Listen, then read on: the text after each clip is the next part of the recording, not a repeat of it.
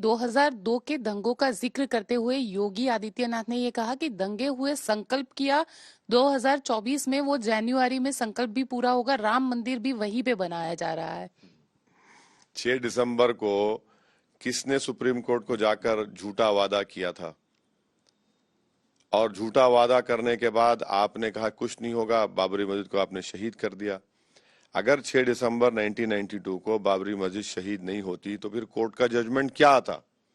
मैं आज भी कह रहा हूं कि मुझे सुप्रीम कोर्ट के जजमेंट से डिसएग्री करता हूं मैं, क्योंकि वो जजमेंट जो सुप्रीम कोर्ट ने दिया है, मैंने उस वक्त भी कहा था, आपके चैनल पर भी कहा, हर जगह कहा कि वो फेथ की बुनियाद पर, आस्था की बुनियाद पर दिया हुआ फैसला था और उसके बाद कई इश्यूज खुल जाएंगे। अब आप देख रहे हैं काशी का मसला चल रहा है, मथुरा का मसला चल रहा है।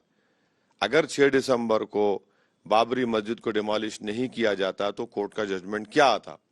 और अफसोस की बात यह है कि जब ट्रायल कोर्ट ने कहा कि कोई मुजरिम नहीं है उसका, भाजपा अपील भी नहीं करती उसके खिलाफ। लेकिन गुजरात के चुनाव में इस मुद्दे को लाना, आपको लग रहा है कहीं ना कहीं मुस्लिम तुष्टीकरण या हिंदू तुष्टीकरण की राजनीति? अच्छा, तुष्टीकरण की बात कर रहे हैं ना मैडम, मैं आपको गुजरात सरकार का डेटा देता हूं कि मुस्लिम तुष्टीकरण अपीजमेंट कितना हुआ है।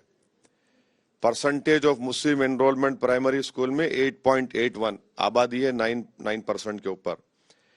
अपर प्राइमरी एनरोलमेंट है 8.57 और जब हायर एजुकेशन मुसलमान जाता है 2.89 हो जाता है। ये अपीजमेंट कर रहे हैं आप मुसलमानों का। और गुजरात के जेलों में अंडर ट्रायल जो है 9% आबादी है मुसलमानों की, तो 19% के करीब अंडर ट्रायल जेल में मुसलमान है। एम्प्लॉयमेंट में गवर्नमेंट कितने 1% है। कौन सा अपीजमेंट हो रहा है? आप तो बर्बाद कर रहे हैं। अपीजमेंट हुआ ही नहीं, यहां तो आप बर्बाद कर रहे हैं सिस्टमेटिकली उनको, उनके महलों को, उनकी आबादी को। आप कोई सिविक कम्युनिटीज नहीं देते, स्कूल आपने पूरे बंद कर दिए मर्जर के नाम पर। और ये डेटा क्या है फिर बताइए? ये आपका ये अपीजमेंट है या आपका फिर डिस्ट्रक्शन है एक कम्युनिटी के लिए? लेकिन प्रधानमंत्री तो ये कहते हैं सबका साथ सबका विश्वास और 20 साल भरोसा की भाजपा सरकार। हम ये डेटा दे रहे हैं ना, ये डेटा दे रहे हैं। 8.81 मुस्लिम एनरोलमेंट प्राइमरी में, अपर प्राइमरी में 8.57 और हायर एजुकेशन में 2.89। ये झूठ है क्या? आप चलकर देखिए, जितने उर्दू स्कूल्स आपने मर्जर के नाम पे बंद कर दिए। वेजलपुर में अमित शाह कॉन्स्टिट्यूंसी में आपको बताते हैं कि फर्स्ट फ्लोर सेकंड फ्लोर पे स्कूल था, तो आपने कह दिया कि बिल्डिंग नॉट फिट, मगर नीचे कमर्शियल मलगी चल रही है। इतना डिस्क्रिमिनेशन आप करते हैं। कहां का सबका साथ सबका विकास? सब झूठ है ये तो डिस्क्रिमिनेशन है जो आपने क्रिएट कर दिया यहां पर। साथ ही एक जो मुद्दा सामने आ रहा है, राहुल गांधी ने अपने बयान में ये कहा कि जय श्री राम की जगह जय सिया राम जैसे जो नारे हैं वो आरएसएस बीजेपी को लगाने चाहिए। एक छोड़िए ना, गुजरात में चुनाव हो रहा है, मध्य प्रदेश में पैदल पैदल पैदल चल रहे हैं। यहां आना चाहिए था उनको, यहां लड़ना चाहिए था।